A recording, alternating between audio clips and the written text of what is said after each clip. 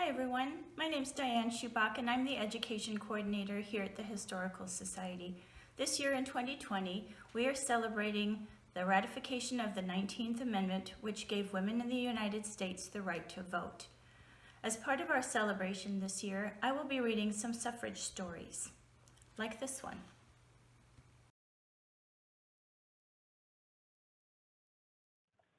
I Could Do That.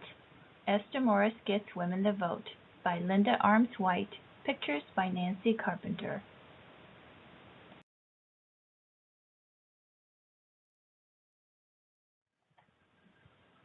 In 1820, 6-year-old Esther McQuigg studied her mother making tea. I could do that, she said. Make tea? Asked Mama. The older girls do that. But I want to learn, said Esther, and she did. She pumped water into the kettle and set it on the wood stove to boil. She scooped tea leaves into the teapot and then poured steaming water all over them. Esther strained the tea into cups, one for her mother and one for herself.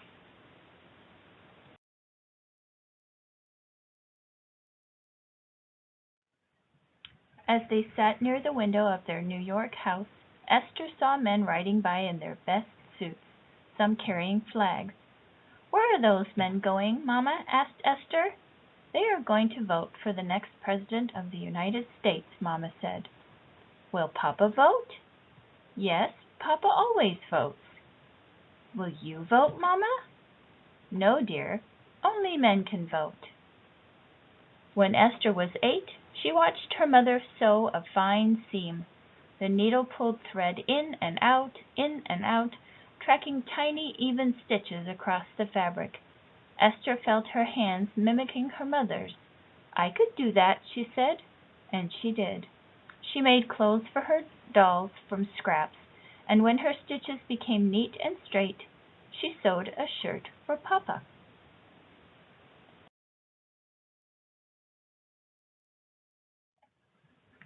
When Esther was 11, her mother died, and for the first time she saw her father cry. He gathered his 11 children together. "I don't know what we'll do without your Mama," he said. "I'm depending on each of you to be brave and to take care of one another." Esther, 8th of the 11, cried too, but then she said, "I can do that, Papa," and she did.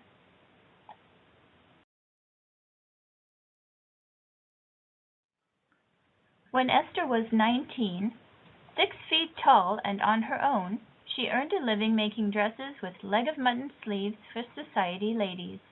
When the ladies wanted hats to match the dresses, Esther designed and made those too. Soon she thought of opening a millinery shop, which is a hat shop. "You are much too young to run a business," she was told. "I don't see why," was Esther's reply, and with that she opened a hat shop in Owego, New York.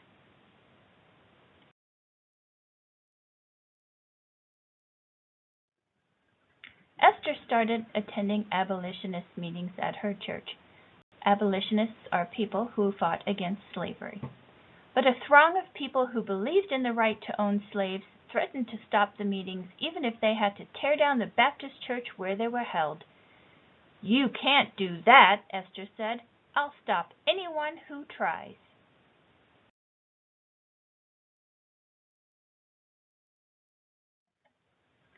When Esther was 28, she married Artemus Slack, and a few years later had a son they called Archie.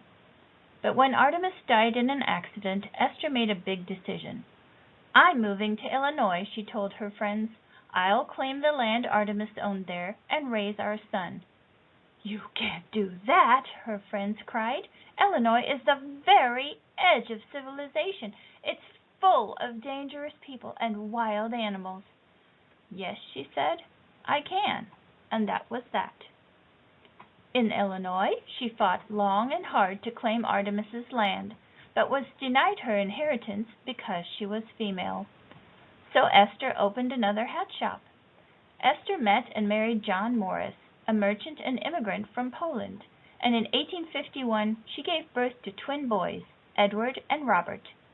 But John had a hard time making a living. So while Esther raised the children, cooked the meals, washed the clothes. She helped earn the money, too.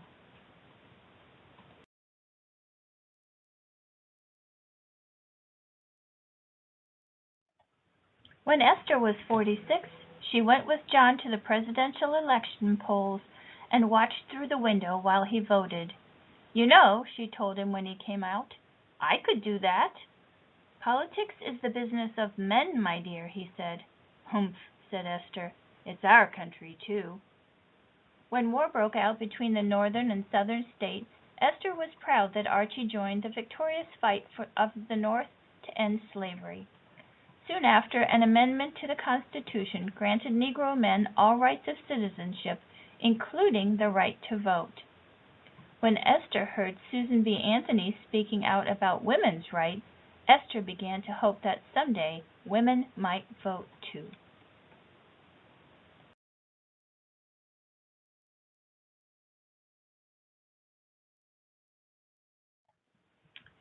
In 1869, when Esther was 55, she and her 18-year-old sons moved to the newly formed Wyoming Territory, where John and Archie, who'd gone there the year before, waited.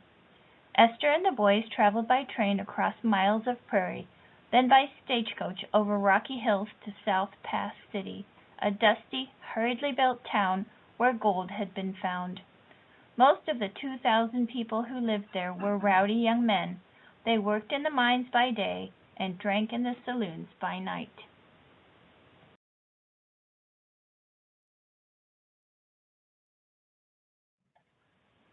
The Morrises moved their belongings into a small log cabin, and South Pass City became home. John ran a saloon. Archie bought a printing press and started a newspaper. Esther opened another hat shop. But with 6 men to every woman, there was always a need for someone to nurse the sick and wounded, sew clothes, help deliver babies, and give motherly advice to the few young women in town. "I could do that," Esther said, and she did.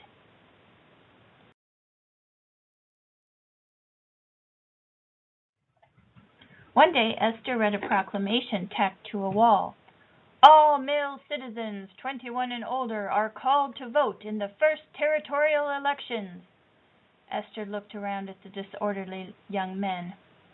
"It's time I did that," she said.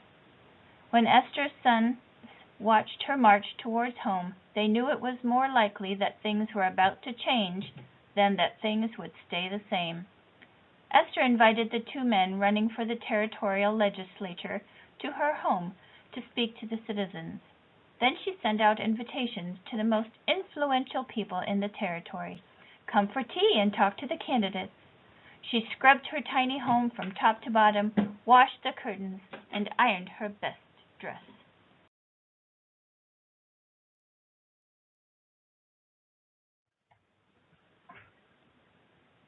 When the candidates and guests arrived, Esther served them tea.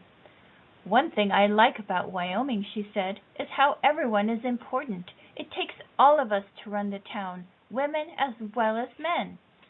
"Yes," her guests agreed, "and it's a place where people aren't afraid to try new things." Her guests agreed again. Esther smiled. She turned to the candidates. "Then would you, if elected, introduce a bill to the legislature that would allow women to vote?" Suddenly, in that tiny room full of people, not a sound was heard.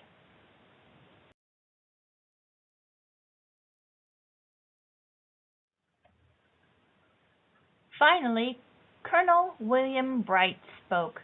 "Mrs. Morris, my wife would like to vote too. She is intelligent and well educated. Truth be told, she would be a more informed voter than I. If I am elected, I will introduce that bill." Not wanting to be outdone, the other candidate, Herman Nickerson, also agreed. Applause broke out in that tiny cabin, and Esther dropped to her chair. "Thank you," she said. People warned her that once the bill was introduced, the men of the legislature would have to approve it, and the governor would have to sign it. This had never happened anywhere. Why did she think it could happen here? But Esther had seen that things that were not likely to happen happened every day. She wrote letters and visited legislators to make sure this bill would happen too.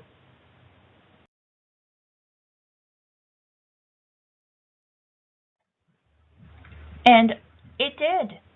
On December 10th, 1869, Governor John Campbell signed this bill into law. Wyoming women get the vote. Women across the country rejoiced for the women of Wyoming. Yee-haw! Yippee! Hurrah! Hurrah!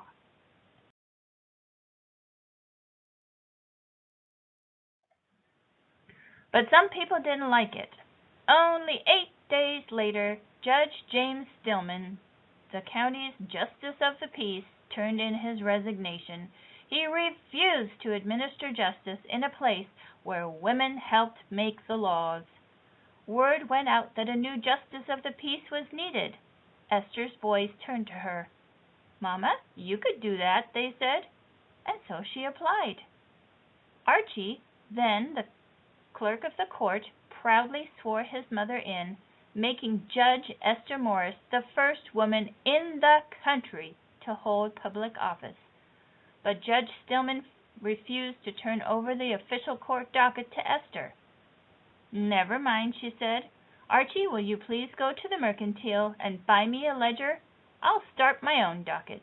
And of course, she did. On September 6, 1870, 1 year after her tea party, Judge Esther Morris put on her best dress and walked with her husband John and her sons down the dusty street to the polling place. She would be one of 1,000 Wyoming women voting that day, the first ever given that right permanently by any governing body in the United States. As they walked, John, who still didn't think women should vote, tried to coach her on which candidates and issues to vote for. Esther held up her hand. "I can do this," she said.